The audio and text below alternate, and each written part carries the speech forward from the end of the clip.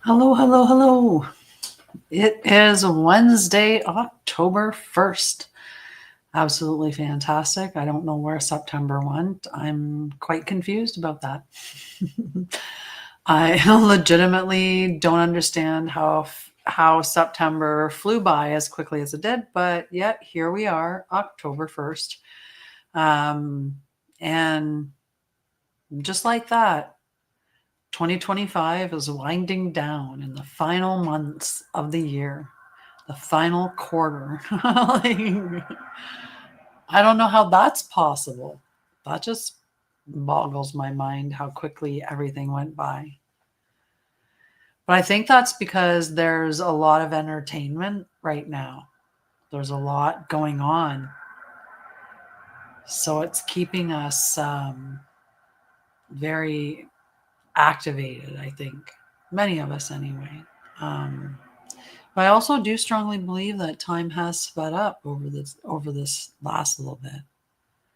You think if there was just a hair of a second shorter, like it went by that much quicker, you wouldn't notice it, but overall you would. It would just accumulate, right? Anyway, today the moon is in true sidereal Sagittarius. So that's what I decided to talk about today. I do have some notes that I will be reading from occasionally to keep me on path because I want to make sure that I cover everything. And sometimes when I just go off the top of my head, I forget a lot. Or, you get entertainment though. You get some good entertainment. And well, that's good as well. We can do a combination of both. So let's have entertainment and notes to keep us on track. So welcome, beloveds, to this Anshara'El Sacred Live transmission. Today, we walk under the moonlight of true Sagittarius, the soul archer of the heavens. And as this fiery moon rises, it carries with it a divine initiation. To aim the arrow of truth through the illusions that keep us bound. We are not here to be passive wanderers. We are not here to collect spiritual souvenirs. We are here to awaken and to anchor truth so pure it liberates timelines. You're meant to be a truth seeker. That's how you remember, right? Because you keep seeking the truth. You decide that you know nothing and that everything that they're telling you is a lie, that everything that you were taught was a lie. And when you settle yourself with that and you start seeking everything out, then you start to realize the truth. The other part is sitting in silence, being okay with stillness, being happy with peace, being content to realize that the way that we're living life as we currently are is not the way that we are intended to live. We are not meant to have to work so that we can survive, because unless you're independently wealthy and don't have to work, which for many of us we do, or unless you're on government assistance, then, or on a pension of some sort, like there's many ways that you can get money that you're not physically out there working. But for the vast majority of us, we have to work, or we've had to at some point. Even those on pensions did at some point. But we have to do that in order to survive, because there's no handouts, there's no free housing, there's no free food, there's no free clothing, there's no free necessities, all these things that we need. So we're driven to have to work just so that we can have the things we need to survive. And that's not the way that we are meant to live. It's just not. So we are meant to seek out the truth and anchor that truth, because when you are aligned with the truth, you send out a frequency from you that is at such a harmonic that it's just this beautiful bell that resonates, that pure frequency of truth. and you can't help but wake people up around you without even really trying. Just your energy alone is enough to shift people. So, oh, I had a spam call. Let's just block that number. All right. So, Sagittarius is often called the seeker, but in its Krystic form, it is the initiated archer, the one who aims for divine knowing, not mental philosophy. So, this is about knowing the truth, the divine truth, the truth outside of man, the truth outside of, the victor's story, the truth outside of the veil, the truth, the real divine truth, the truth of everything. So that's how I like to look at the signs, not from the distorted way that they have corrupted the signs and given them all these particular weaknesses or shadow elements. Not that there isn't maybe something that they have to overcome or whatever with the signs when you're looking at them in their true form. But I like to look at them from true sidereal. So the fire of this moon doesn't just ask questions, it calls forth revelations.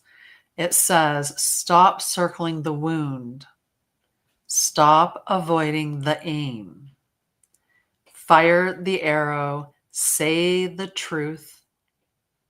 Stand in the knowing. And that's Sagittarius. It's the truth bringer, the seeker of that divine knowing, the truth, and not for some mental glory or ego aspect, but because it's the truth, and that's what the arrow seeks. And that's why Sagittarius is known as being blunt, because they speak the truth, and sometimes they speak it in a piercing way. And we are taught very much to soften everything, to really soften everything for everybody. And and we talk in passive aggressive ways. So when you talk assertively, that can come across as aggressive for those who are used to passive aggressive communication. Or if somebody has been passive aggressive before and starts talking assertively because they've done healing or whatever, that can come across to those who are in their circle as being very aggressive. So this week, you may feel uncomfortable truths rising. That's the point. Because truth isn't a concept. Truth is a frequency. Like I said before, when you are in alignment with the divine truth, you ring like a bell, this beautiful frequency that everyone can't help but feel within their bones. And when you tune into it with your oversoul aligned, that frequency will burn through every false construct you were told was love, safety, or success. Think about the ways that we've been lied to. My dog was barking at something and I paid it no attention. And he just climbed up on the couch and stared at me like, are you serious? You didn't take notice I was barking? It was just funny the way he looked at me. You may lose relationships, roles, or identities, but you will gain your clarity. You will gain that truth, right? We must stop confusing truth with cruelty. Truth, when sourced from alignment, is never cruel. It is surgical, it is sacred, and it sets captives free. The truth does set you free. It takes one truth for you to realize something that is just absolutely mind-opening, soul-retrieving, expansive, connective. You can radically change your life by having one truth revealed to you. It depends on the truth. And it's one truth that sets you free from the society we're currently living in. It's that one truth that wakes you up to the reality of what we're experiencing. And it's what we're here for. We're here to remember. We're here to remember our truth. We're here to remember the divine truth. And we're here to remember what that means, like how it means to live as a human, what it means to connect with the earth as a sentient being, with nature, to listen to nature, to allow nature to instruct us on how to move forward, to stop with our consumerism way of living, where it's, capitalism was promoted as a way for us to consume more and spend more money and make people at the top richer. And it worked really well for that, but it's going to hit its collapse, because when everyone at the top has all the money and nobody else has anything left to give, money loses its value completely.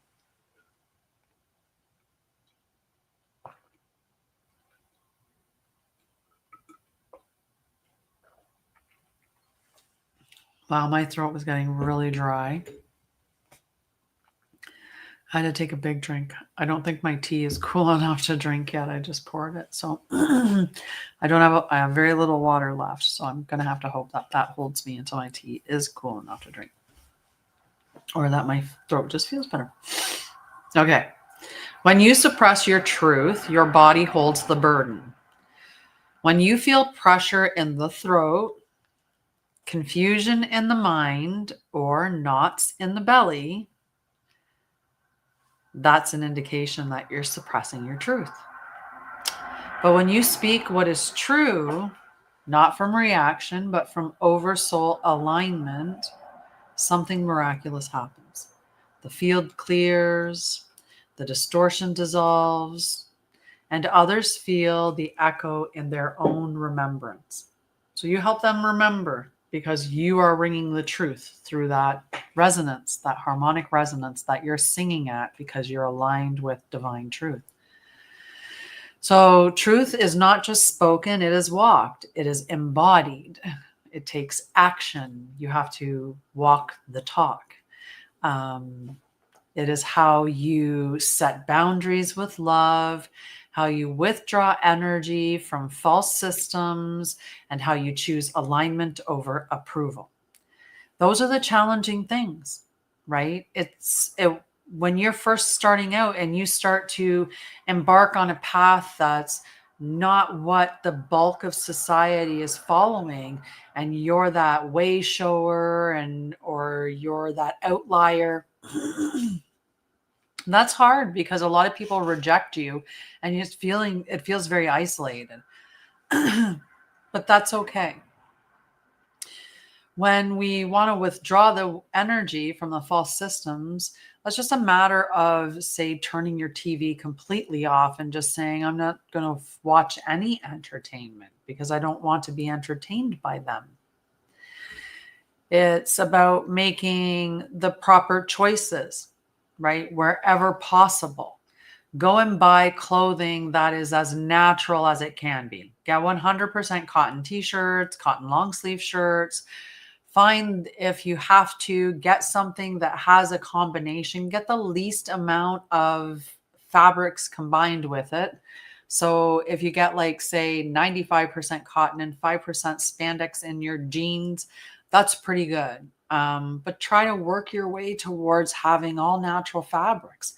That's going to show, as we all do that, that's going to indicate to the markets that we're done with wearing synthetic fabrics, that we want to be wearing natural fabrics. And we can be. But we have to go back to making products that actually last. And unfortunately, they want us to spend money, so they don't want the products to last.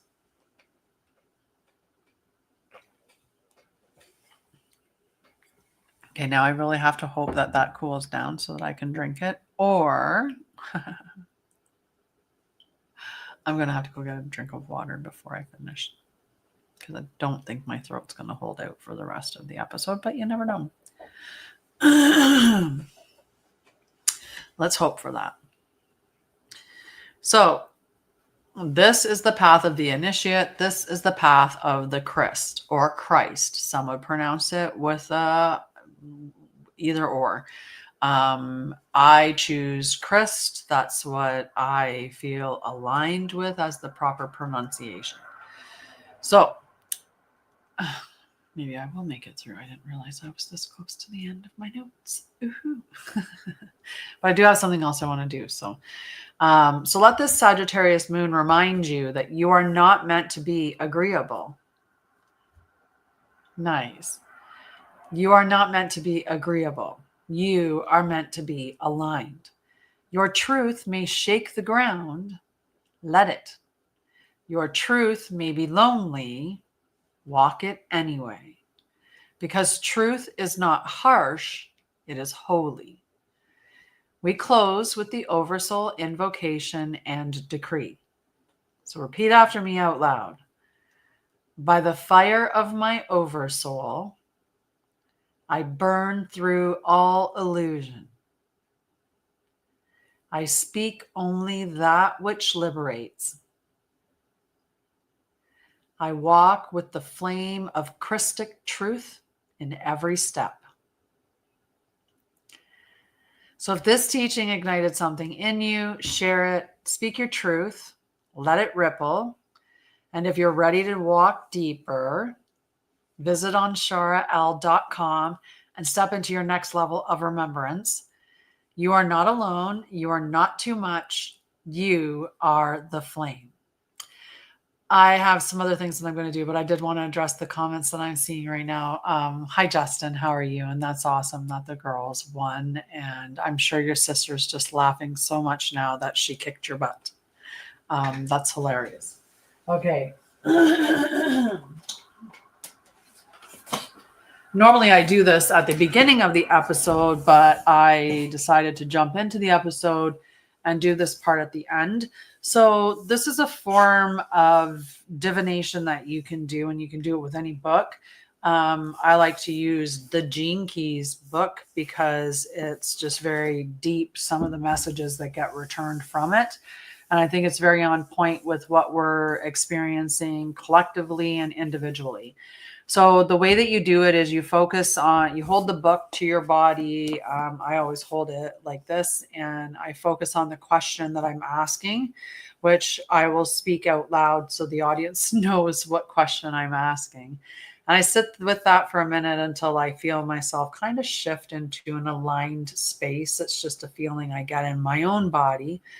And then I'm going to open the book up to a certain page, and I'm going to scroll down and I'll read a passage from it. And that's the collective message. So that's what I'm going to ask for.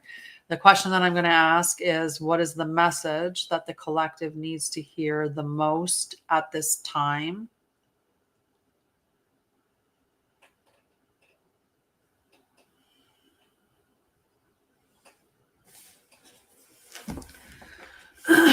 And I like to keep my eyes closed when I'm doing the whole process. Okay.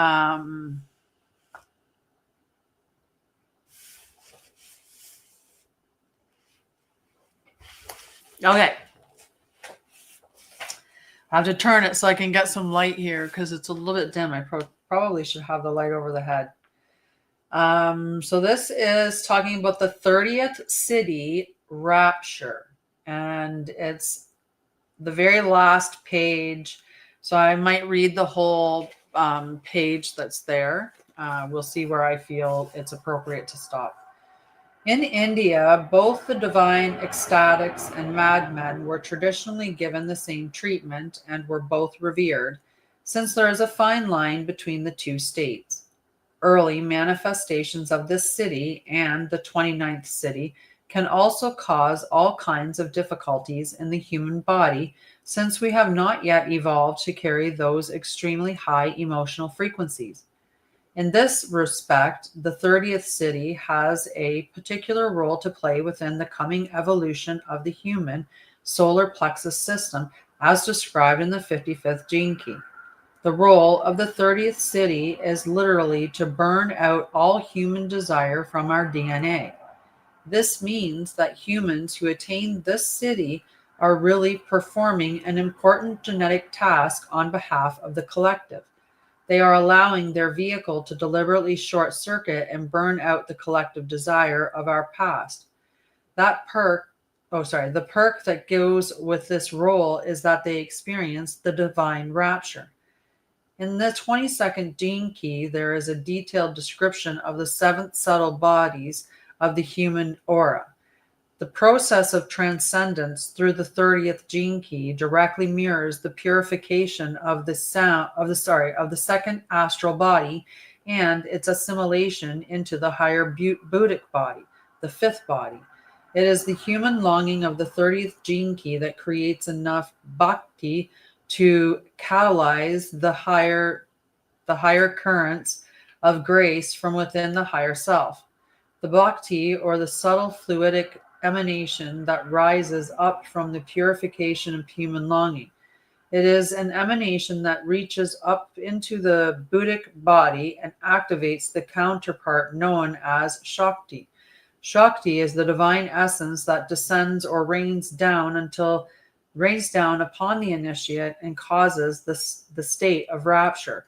It is this interchange of bhakti and shakti that characterizes the 30th city. The divine longing expressed as bhakti is an evolutionary force, whereas the divine grace expressed as shakti is the involuntary force. In the future genetic vehicle of humanity, this 30th city will cease to exist, having deliberately burned itself out. In this sense, it will become redundant. The experience of divine rapture is a genetic anomaly within the evolutionary program for humanity. It has one purpose alone: to kill desire in order that a new awareness can dawn. Interestingly, the 29th city of devotion will not share the same fate as the 30th city, but will go on to form the basis of human relationships and therefore whole communities. In the meantime, all those who have a deep affinity within the 30th gene key will experience certain degrees of this burning within their lives. We can easily see it working its way out of humanity at its lower frequencies through all those whom devotion and rapture are translated into external destruction and devotional fanaticism. The higher your frequency rises, however, the more you must surrender to the divine currents that are waiting to burn you into a higher state of consciousness. Wow, that was difficult to read in this light. Hi, Lori. How are you? Nice to see you. That was difficult to read, so I won't do that again. I was like really struggling to see the words in this light. So going forward, before I do that kind of reading at this hour, we're going to turn on the overhead light and just like light it up, or I'll get another lamp over here or something. It's interesting that it opened up to the rapture when that's been the talk that's been going on a little bit lately out there in spiritual circles. And it's interesting when you think about how your belief system and what you focus on, that's what creates your reality. So if they're feeding you all these different storylines, depending on which one we believe in the most, we're going to really kind of create that as the collective reality. So I think we should start really just focusing on the beauty that we want to see in the world, and, really just trying to shut that stuff out. And I know it seems hard right now because there's so much of it.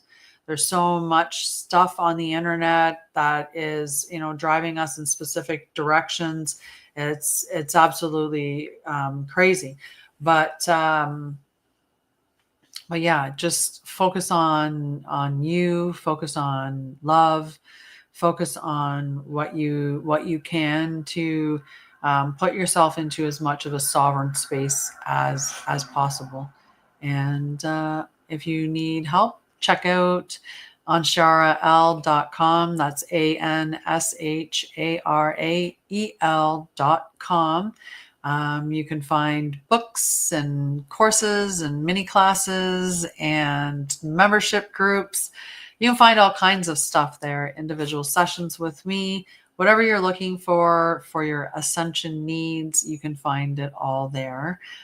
So do check that out, and check out my books. They're on Amazon as well under Tanya Baldwin, as well as my pen name, Sharia and Lorian. That's SHA'RYAH. And Lorian is ANLORIAN.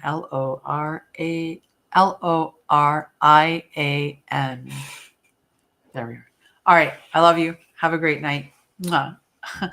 That's awesome. I'm glad that your sister had a great time, and that she won, and that she's really happy about it. And good. Good. Have a great night, Justin, and good night to your sister. I'm glad you guys had fun playing, and I'm happy that you're happy that you won. Good night, guys.